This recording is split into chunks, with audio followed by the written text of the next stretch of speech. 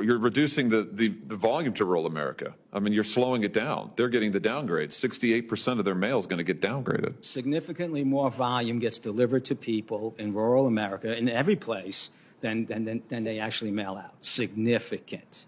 So it's disproportional inbound than outbound. But you don't dispute the fact that 68% of their single-piece first-class mail is going to get downgraded. You just told me that it would. It get downgraded. I mean, listen, I think I understand you. You're trying to cut costs. I'm just telling you. I understand your position, Mr. DeJoy, but I need you to understand mine. I represent a state that's majority rural.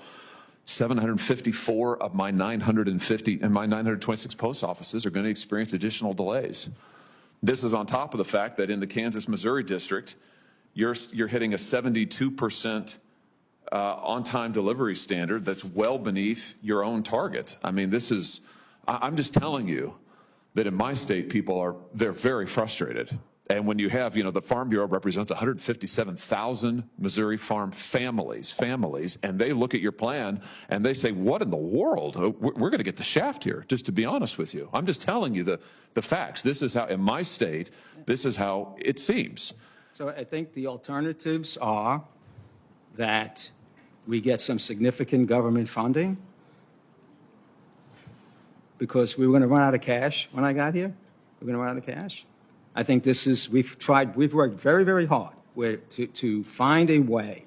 You see, I try and do one single move of efficiency, and there is no enjoyable answer for anybody here.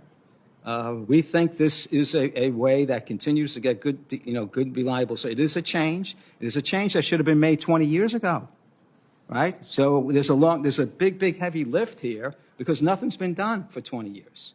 And, the impacts are not unfelt. I understand that. It's scary to many people. I understand that too.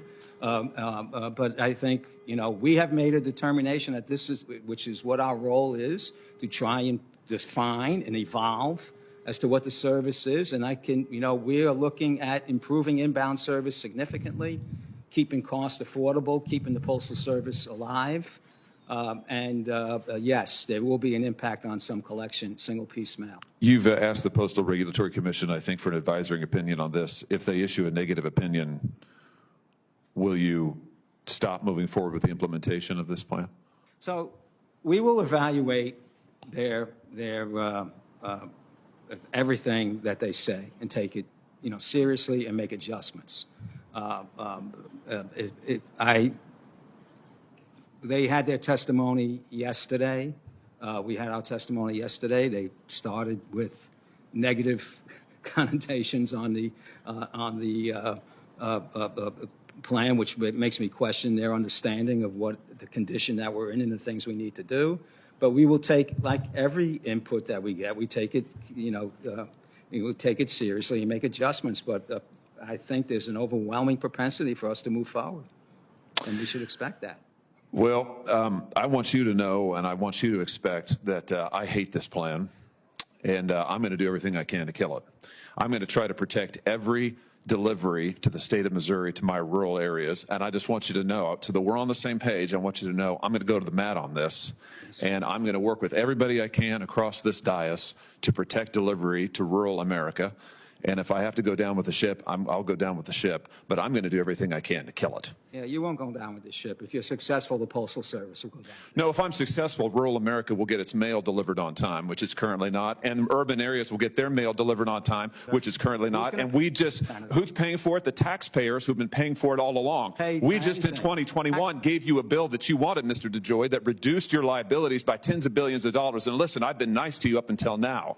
But frankly, I'm a little tired of this. We have waited and we have waited and we have waited for better delivery. I have written you letters like I can't count, talking about the delivery in the Kansas City area, which is appalling, talking about the delivery to rural area. We've got the Bering Post Office, which has been completely decimated for 2 solid years, that has now been rebuilt by a private party, that your agency still has not cleared and opened.